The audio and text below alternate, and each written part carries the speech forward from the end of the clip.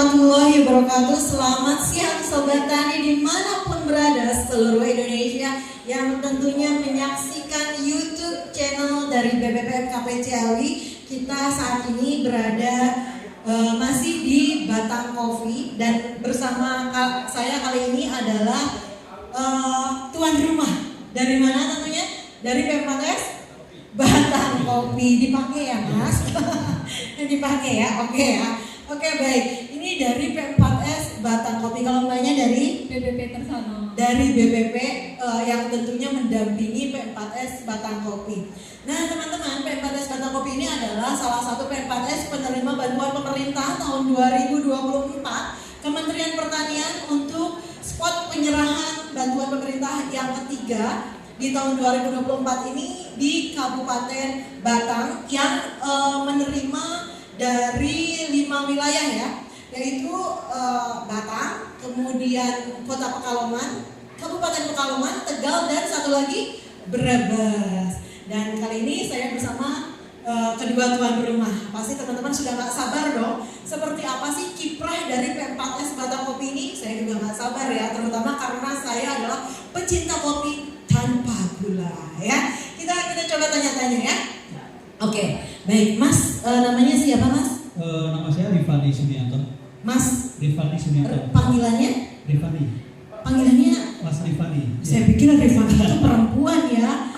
Aduh, Mas Revon atau gimana gitu ya? Mas Rifani, saya kan? Mas Rifani. Oh, oke, baik. Panggilannya Mas Rifani saja. Enggak Mas Ani. Kayak Mas Rifani. Oke, baik. Mas Rifani, mau nanya dong, ini karena P4S Batang Kopi ini sebetulnya saya sudah tahu kiprahnya sejak lama, tapi mungkin teman-teman sobat tani di sana nggak tahu ya seperti apa sih kiprah dari P4S Batang Kopi. Nah, pengen dong diceritakan sedikit tentang sejarah dari P4S Batang Kopi. Oh iya, terima kasih. Awalnya kita belum P4S, jadi tahun 2016 itu kita mendirikan sebuah KUB, kelompok usaha bersama. Saat itu kopi baru mulai rame-ramenya di sini. Harapan kita bahwa KUB itu kita menjadi wadah dari kelompok tani sebenarnya. Jadi KUB menjadi wadah dari kelompok tani tahun 2016. Ya, karena kita itu di Batang Kopi itu tidak dari satu desa, tapi kita dari teman-teman itu dari hampir Kabupaten Batang. Jadi satu Kabupaten Batang. Ada teman dari Kecamatan Reban, ada dari. Berarti ada berapa tuh anggotanya? Kita ada saat ini ada 26 yang aktif. Kalau yang di pengurusan 17 ya. 17 dari 26 anggota seperti itu ya. Oke baik, kemudian itu dari tahun 2016 ada peningkatan anggota enggak? Iya. Asalnya berapa 2016 itu? Kita awalnya dari 6 orang sebenarnya. 6 orang. Dari 6 orang, kemudian kita merintis, kemudian jadi Batang Kopi. Saat itu kita memang free edukasi ke teman-teman saat itu. Jadi banyak kedai yang buka baru seperti sekarang yang paling fenomenal Forest Kopi itu kita yang melatih dari awal. Hampir semua kedai di Batang Pekalongan kita yang dampingi di awal dan itu free. Free, kita memberikan pelatihan gratis. Jadi dari 2016 itu memang memberikan pelatihan gratis. Iya betul. Kita saat itu memang fokus kita di apa ya di hulunya, di hilirnya kita fokus di hilir di kedai. Kemudian dari tahun 2018-19 itu kita mulai memantapkan ke hilir. Oke. Setelah kita bertemu dengan Bapak Rohim itu memang ahli pertanian. Siapa itu Bapak Rohim? Itu salah satu yang di divisi budidaya. Jadi kita ada dua lab sebenarnya. Yang satu itu di sini itu untuk produksi sama kelas yang apa ya? Kelas. Mungkin kita tunggu dulu ya.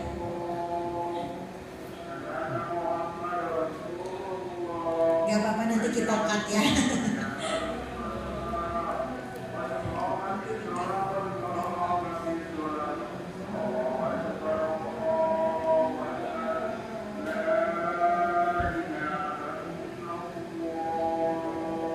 Ya, silakan.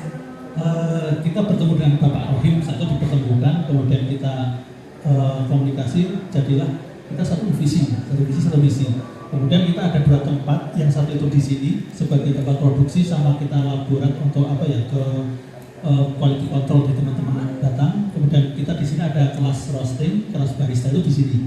Kemudian yang satunya kita punya lab untuk budidaya. Jadi ada kebun sekitar hampir 1 hektar, itu ada 36 varietas tanaman kopi di situ. Memang itu untuk penelitian kita. Yang di sini Ya, itu dikelola teman-teman yang punya lahan Pak Rohim itu, jadi dia seperti mengikhlaskan lahannya untuk kita acak-acak sebenarnya. Gitu ya. Tapi saya penasaran Mas, orang kan biasanya kalau nanam apapun nggak berpikir jauh, ada laborannya segala, dan lain sebagainya. Tadi Mas ceritakan sudah ada laboratoriumnya segala macam. Kok bisa sih? Emang pendidikannya dalam hal tersebut, background pendidikannya atau bagaimana Mas? Sebenarnya teman-teman itu nggak ada yang di pertanian. Saya sarjana seni rupa, kemudian ada sarjana kurikulum, ada sarjana hukum Islam, cara itu ya.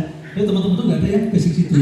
Begitu ya. Jadi karena justru itu menjadi kekuatan sebenarnya. Jadi kekuatan kita bahwa ada yang bagian podcast sendiri, dia spesial di podcast, ada yang dia lulusan untuk kurikulum, dia fokus di materi pembelajarannya. Jadi teman-teman itu karena beda basic menjadi satu kekuatan yang kuat bagi saya itu. Oke, baik. Ini mungkin informasi yang sangat bermanfaat untuk teman-teman sobat tani di luar sana. Kan banyak tuh ya pemuda-pemuda yang curhat sama saya, Bunda, saya ingin sekali punya usaha tani, tapi saya bukan atau tidak memiliki background pertanian. Ternyata kalau kita melihat batang kopi di sini tadi seperti yang diceritakan oleh Mas Revani, ternyata bukan berasal atau tidak terkait pertanian sama sekali ya. Ada yang seni rupa dan lain sebagainya. Ternyata bisa juga loh mendirikan suatu usaha tani yang kemudian sampai saat ini terbilang sukses seperti itu ya, luar biasa.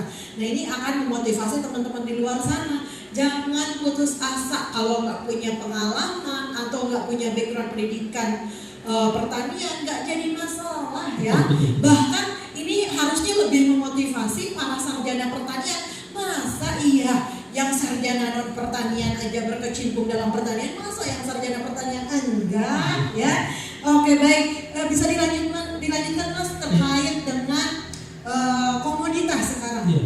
Jadi kita adalah tadi untuk lab itu kita fokusnya di budidaya setelah itu. Jadi kita mempromosikan budaya, kita menjual bibit tanaman kopi, dan itu kopi lokal Batang yang kita sudah menangkal macam-macam. Jadi kita punya 2 varietas unggul kita, yaitu F3 sama Bakil. Itu bahasa lokal ya, bahasa lokal. Itu kita langsung jual ke teman-teman petani.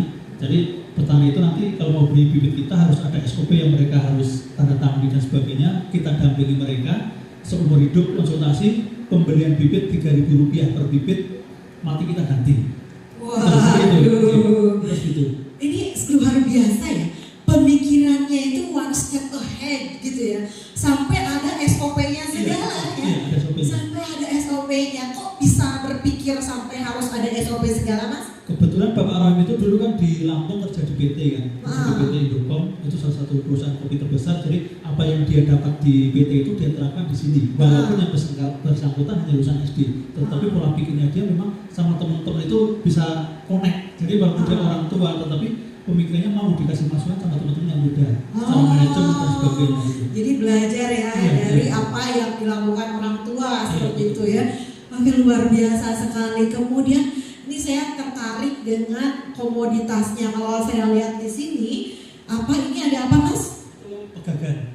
Oh, jadi kalau komoditasnya sendiri bukan hanya kopi ya? Nah, jadi ya kita banyak. Kita teman-teman itu akhirnya kita kan bekerja sama dengan teman-teman UKM. Nah, kita ada pemasaran sendiri. Jadi salah satu untuk menghidupi P4S kita ada CV Batang Kopi. Itu yang untuk komersialnya lah ya. Oh, jadi CV Batang Kopi walaupun namanya CV Batang Kopi, tapi produknya bukan hanya kopi gitu ya.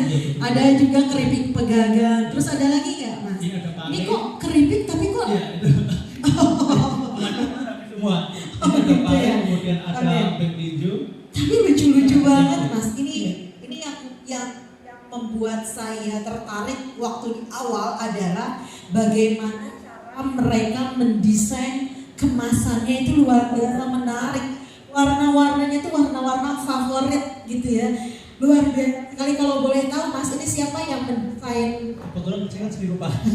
Salah satu. Wah, luar biasa ya. Inilah pada saat kita memanfaatkan pengetahuan yang kita dapat, tentunya akan menjadi lebih bermanfaat ya.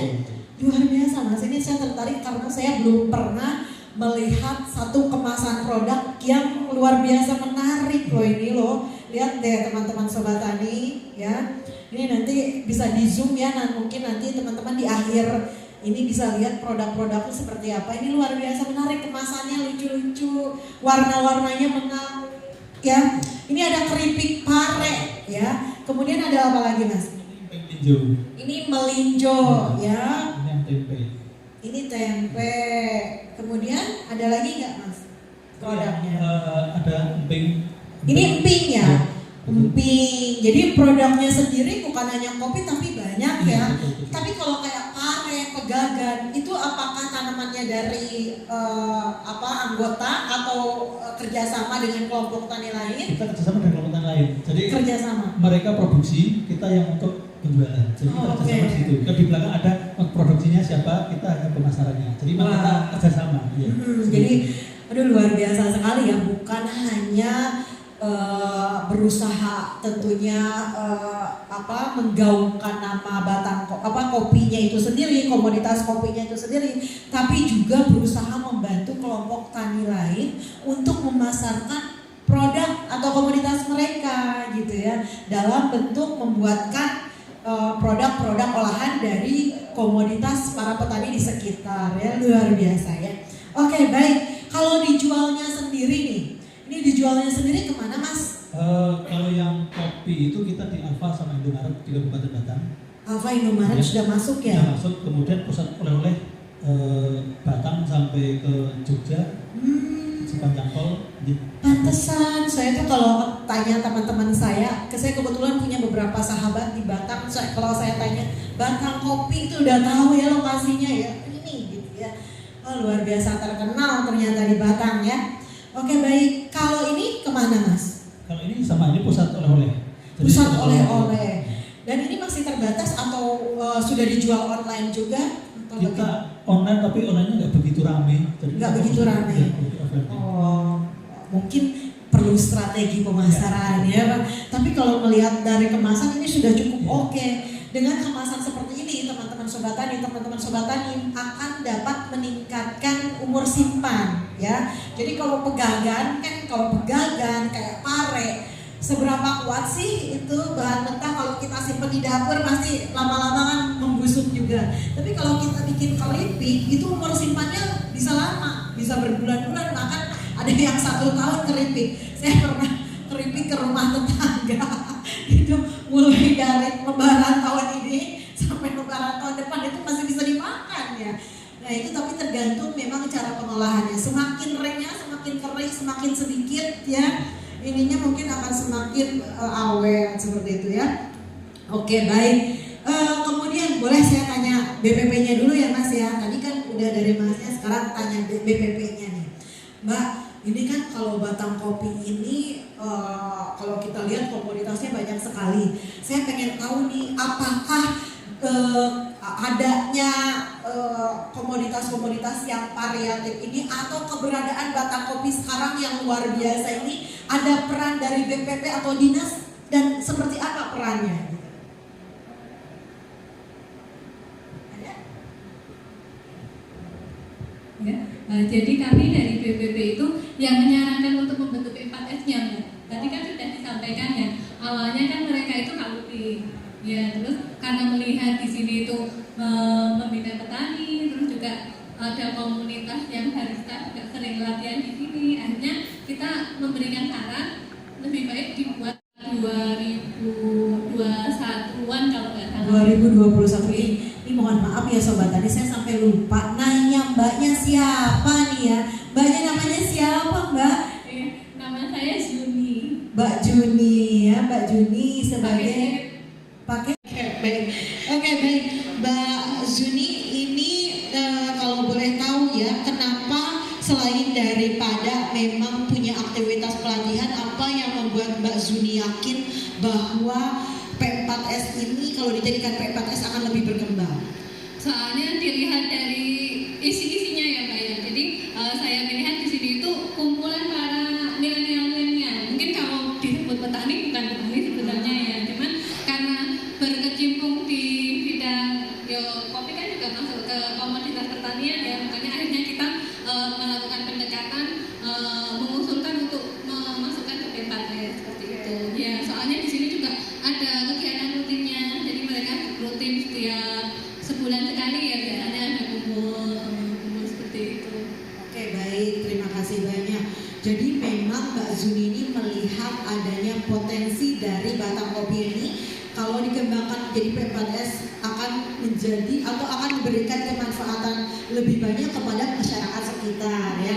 Oke, baik, Mbak Zuni, boleh tahu nggak kira-kira kedepannya strategi penyuluhan kepada P4S batang kopi ini nanti akan seperti apa? Kalau kami selalu koordinasi tentang kegiatan, Mbak. Biasanya kita selalu nanya kegiatannya batang kopi itu apa, terus juga selalu pesan-pesan untuk didokumentasikan. Karena kalau sekarang itu kan dokumentasi nomor 1 ya. Betul. Ya, seperti kemarin mengisi pelatihan yang bekerja sama dengan Kemenperin ya. Kemenperin itu kan keliling, ada ke Sumatera, ada ke Kalimantan, itu selalu saya pantau untuk dokumentasinya jangan lupa. Iya. Kalau tantangannya, saya yakin kalau mengurus yang muda-muda itu gampang susah ya Mbak ya, Mbak Zuni ya. Ini saya pengen tahu nih, kalau dari penyuluh kira-kira tantangan dalam memberikan pendampingan terhadap P4S yang isinya anak muda semua itu kira-kira apa Mbak? Kalau tantangannya sama anak muda, sesama anak muda mungkin ya, jadinya malah lebih enak Mbak. Lebih Kalau enak, kita ke ya. petani yang sudah petani yang konvensional itu kan kadang memasukkan ide-ide itu lebih susah ya. Tapi karena kita bisa tinggal satu frekuensi, jadi malah lebih enak. Oke, baik, luar biasa ya. Tapi saya yakin kalau Mbak Zuni ini kan gerak langkah, kemudian hubungannya juga saat ini sangat baik dengan para P4S. Harapannya ke depannya P4S yang didampingi oleh Mbak Zuni ini menjadi semakin lebih berkembang lagi Mbak. Amin. Dan jangan lupa juga buat Mbak Zuni bahwa kalau nanti misalkan ada kendala atau masalah terkait dengan hal budidaya atau apapun bisa diceritakan juga ke kami. Oh, iya. Jadi kita punya hubungan baik Iya. seperti itu. Saya mungkin tidak bisa membantu menyelesaikan permasalahan di lapangan ya, misalnya di dalam perihal budidaya, tapi mungkin saya bisa mencarikan siapa yang kompeten yang dapat menangani permasalahan di lapangan. Pas banget ini Iya. Mbak. Kita punya masalah satu ya belum terpecahkan. Nah seperti itu, bisa jadi mungkin budaya ini kan dari BPPMKP Ciawi mana tahu tentang permasalahan di sawah atau seperti di ladang gitu ya. Tapi kan siapa tahu saya punya teman pakar di dalam bidangnya yang dapat membantu perihal tersebut dan mengkoneksikan antara P4S dengan orang yang kompeten tersebut seperti itu ya Mbak Zunia. Untuk kedepannya mungkin kita ada hubungan sinergitas yang baik antara P4S, BPPMKP, dinas, penyuluh dan lain sebagainya saling support satu sama lain sehingga P4S menjadi lebih maju ya. Ada satu sebenarnya yang masih jadi Apa tuh? ya, jadi Sertifikasi. sertifikasi untuk bibit kita sampai diantar dari dinas BPP itu sampai ke Pemalang, sampai muter-muter. Ke BPSB. Iya, sampai diantar kita ke sana sampai nemuin orang-orang. Memang ada terkendala untuk sertifikasi bibit. Jadi kita pingin bahwa bibit yang dari kita itu bersertifikat.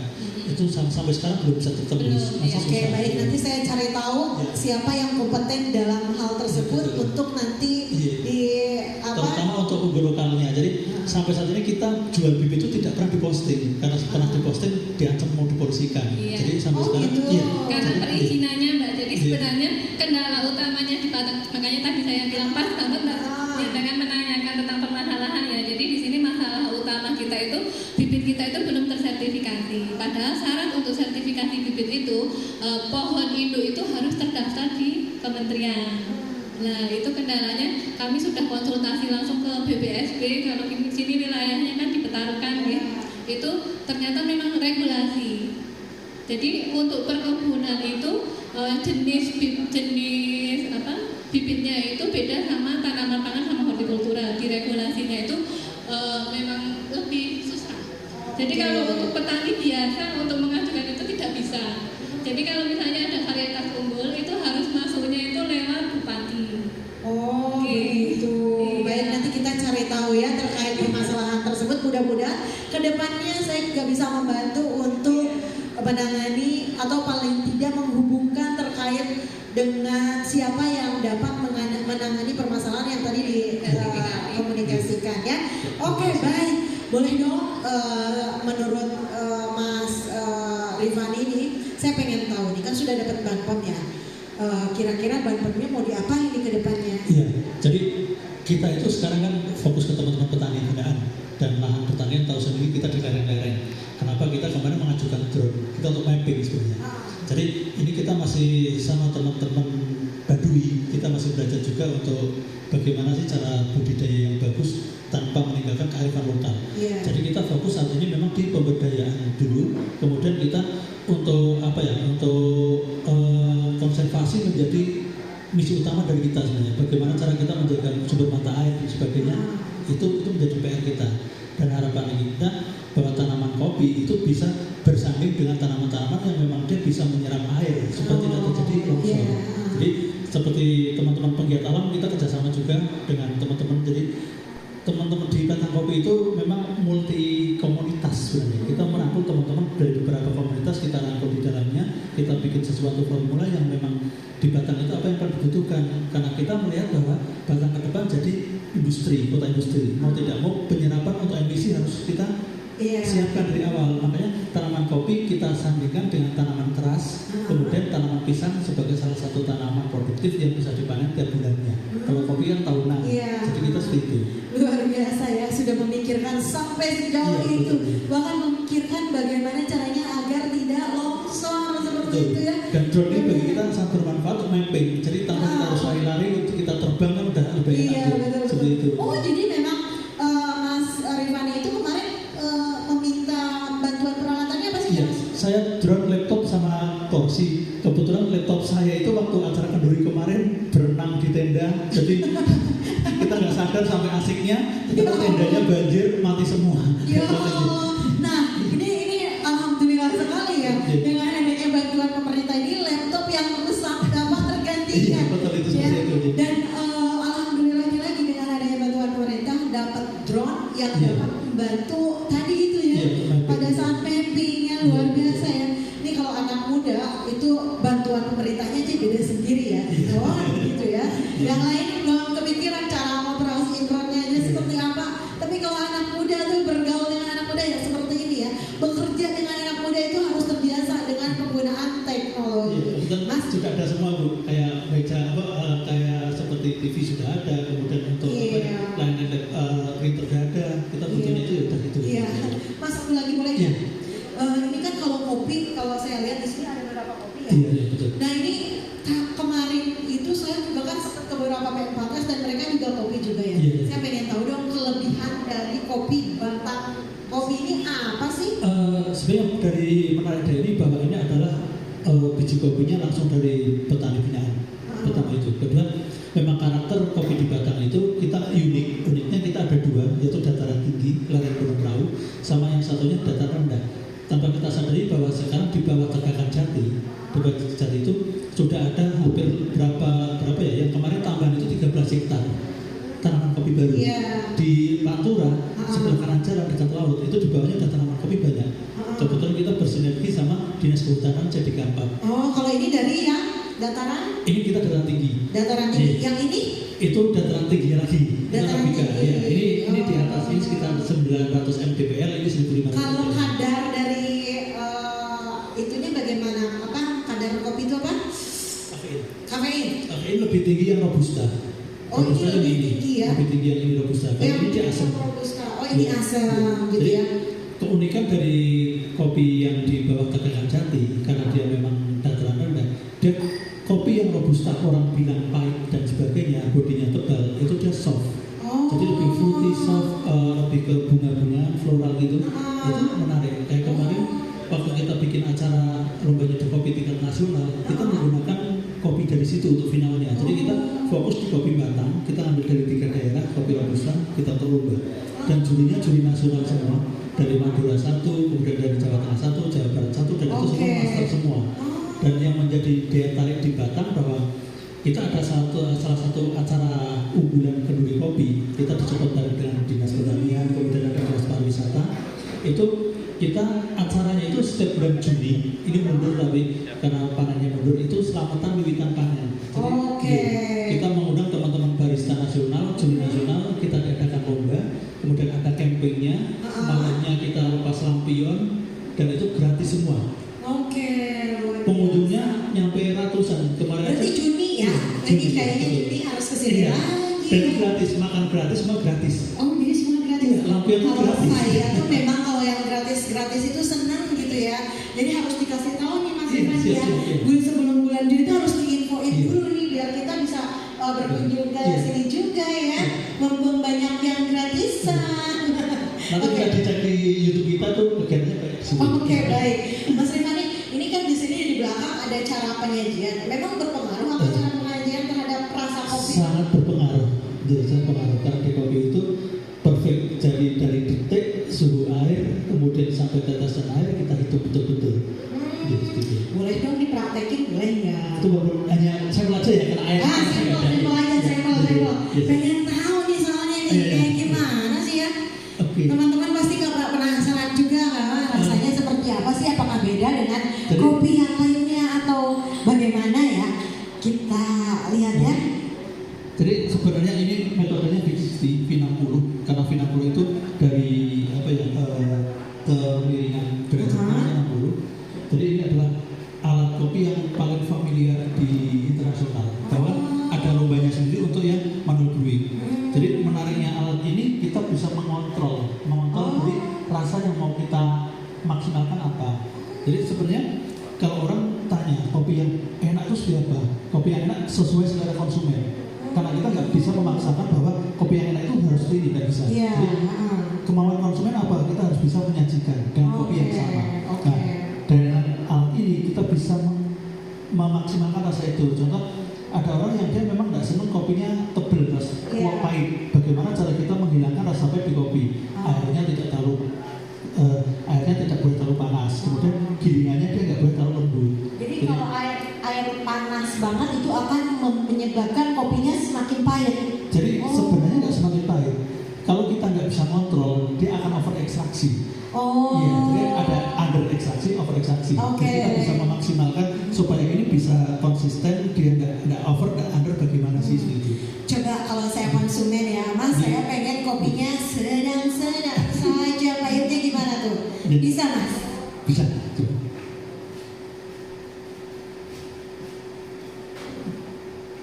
Tapi saya nggak mau yang asam, Mas.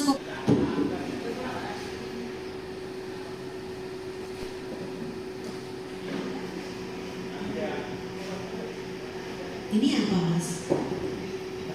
Oh, saya pikir pemanas.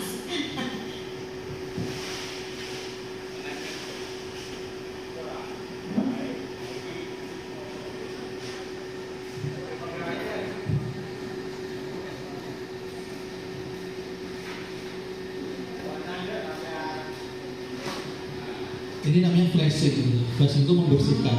Jadi kertas filter ini kan kadang kotor dan sebagainya. Nah, salah satu fungsinya dia untuk membersihkan sama untuk membuka si pori-pori ini.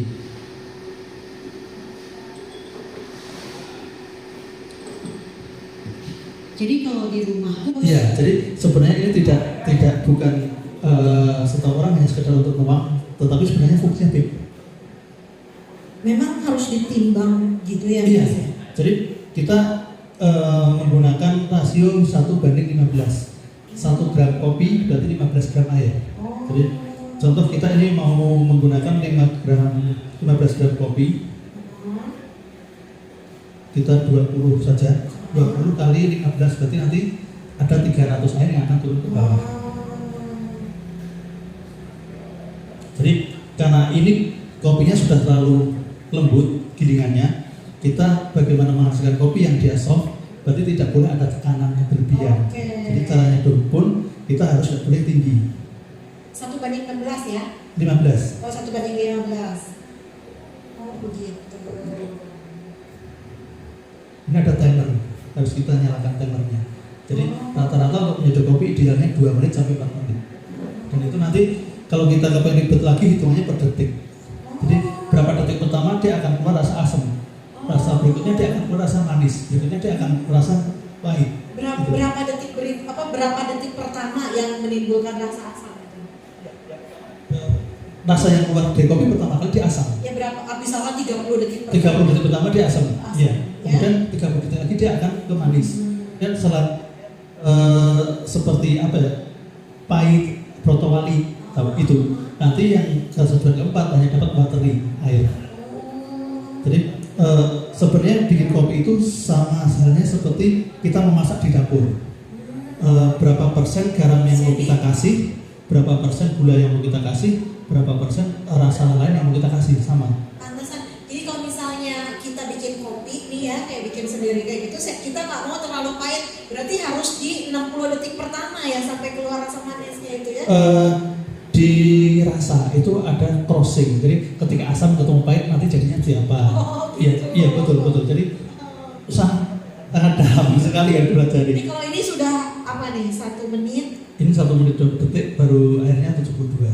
Jadi kita menggunakan 4 kali seduhan. Ini kan baru 2 kali. Kita masih nyeduh 2 kali seduhan lagi.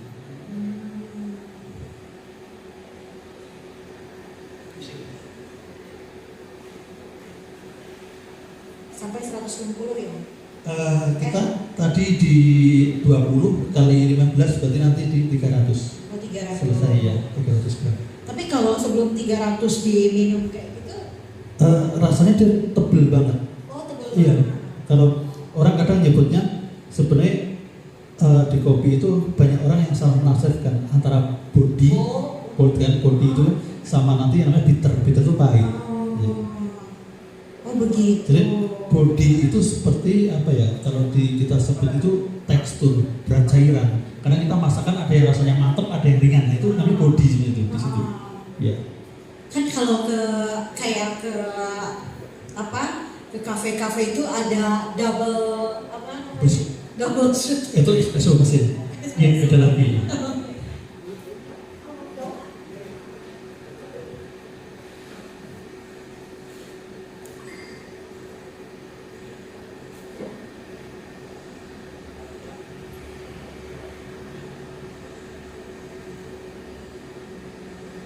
Namanya continuous pouring yang ini. Jadi kita harus nyeduh dengan time yang kita inginkan, dengan waktu yang kita inginkan, dengan debit air yang sama, tidak boleh putus. Ini namanya teknik continuous pouring. Oh, ada teknik-teknik. Iya. Ya, Mas. Dan ini kalau kita putus-putus rasanya beda, jadi sepet.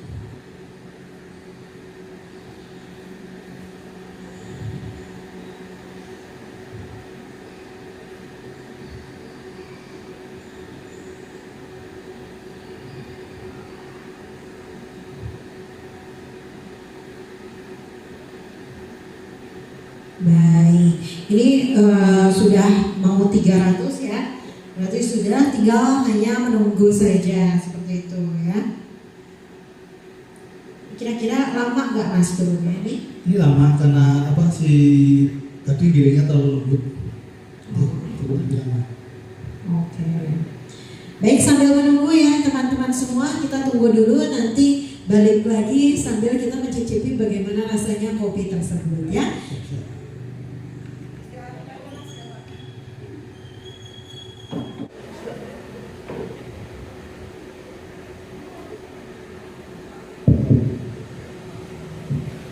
Baik teman-teman, lah ya. Saya ajak Pak Iman, ayo Pak Iman sini, Pak Iman sini. Jadi di kopi itu unik. Kopi itu memiliki 3 fase rasa. Saat panas, kemudian hangat, sama dingin dia beda. Oke, Iya. ini saat Ini panas. ini panas. Iya. Tos dulu Pak. Nah, kopi aja harus tos ya. Lebih baik ketika panas. Nanti kalau dingin lebih soft.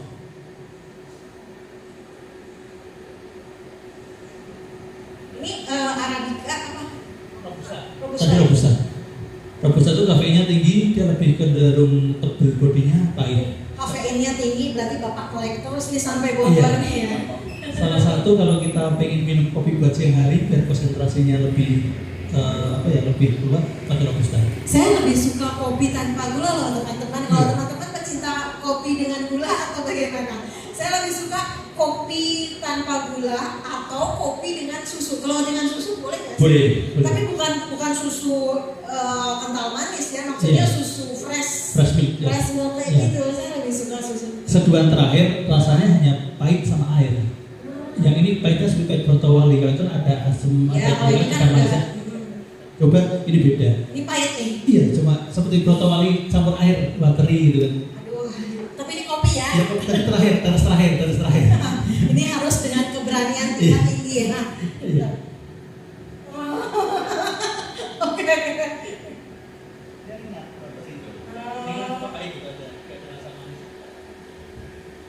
Pahit benar. Ada rasa macam-macam. Ada manisnya ada gitu. Saya lebih suka yang ini. Iya. Oh, ini memang betul-betul enak ya. Ternyata cara penyajian saja berpengaruh dan ini yang membuat mungkin kalau kita mah biasanya nggak gini-gini banget ya. Kalau di rumah kan biasanya kopi jegret pakai air panas banget, pacak-pacak seperti itu. Ternyata kopi itu menariknya kopi itu ada rasa, di kopi itu ada manisnya, ada asamnya, ada pahitnya, macam-macam. Bagaimana cara kita bisa memaksimalkan itu bisa keluar. Kalau kita menggunakan air panas, yang ada dia semakin over ekstraksi, dapatnya cuma pahit, nanti asamnya nggak muncul, manisnya nggak muncul. Gitu. Bagusnya nih menurut Mas kan kalau ibu-ibu mah biasanya ya kopinya kopi biasa Ya, aja gitu ya. yang penting jangan pakai air mendidih. Dia mendidih dulu, kita diamkan, maksimal itu di 95 maksimal 95 derajat. Jadi yang bagus itu 90 sampai 93 derajat. Oh, berarti jangan sampai mendidih. Kalau kita kan Ya, biasanya mendidih dulu baru kita mendidih diamkan. baru sampai berbudah Ya, itu. jangan. Dan itu tidak boleh diaduk. Oh, Tidak gitu. boleh diaduk. Jadi kita kalau trik bikin itu bro, itu air mendidih kita biarkan sebentar, sekitar suhu di 93-an. Kemudian kita seduhkan kopinya, kita diamkan 4 menit baru kita seduhkan. Tidak boleh diaduk. Yang diaduk cuma atasnya aja supaya si krema itu minyak kopinya itu turun. Jadi kalau kita aduk, residu yang ada di bawah akan naik lagi. Wah, pengetahuan ya Pak ya. Aduh, jadi betah sebetulnya ya. Tapi karena waktu juga yang memisahkan, kita sudah jam 12.30, waktunya kita pamit untuk kembali ke sarangnya ke Bogor. Ya, kami haturkan terima kasih banyak kepada tuan rumah penyerahan bantuan pemerintah yaitu Batang Kopi, dan tentunya dari Dinas dan BPP juga dari Kabupaten Batang yang sudah membantu pelaksanaan proses penyerahan bantuan pemerintah di Kabupaten Batang dan sekitarnya menjadi lebih lancar. Terima kasih banyak. Terima kasih banyak dan salam sukses selalu. Salam untuk teman-teman pengurus dan anggota Batang Coffee dan masyarakat sekitar. Sukses selalu, sehat selalu, dan tetap berbahagia ya Mas ya. Dan jangan lupa komunikasi tetap ya dengan entah itu dengan forum komunikasi P4S ataupun dengan kami selaku para pembina. Jadi kalau ada masalah jangan lupa, jangan hanya setahun sekali komunikasinya. Kita tingkatkan komunikasi kita menjadi lebih baik, semakin baik, dan insya Allah kalau kita sudah semakin kenal, semakin baik, saling memahami, lebih saling memahami lagi ya. Oke, baik demikian Sobat Tani, wawancara kita berakhir. 18 P4S sudah kita wawancarai dari Kabupaten Jawa Tengah, dari Provinsi Jawa Tengah. Nanti di hari Senin kita akan wawancarai 1 P4S lagi dari Provinsi DKI Jakarta. Sampai ketemu lagi, saya Dea Kristina bersama Iman Imanudin, Ketua Tim Kerja dari BBPM KP Ciawi, mengaturkan terima kasih banyak. Wabillahi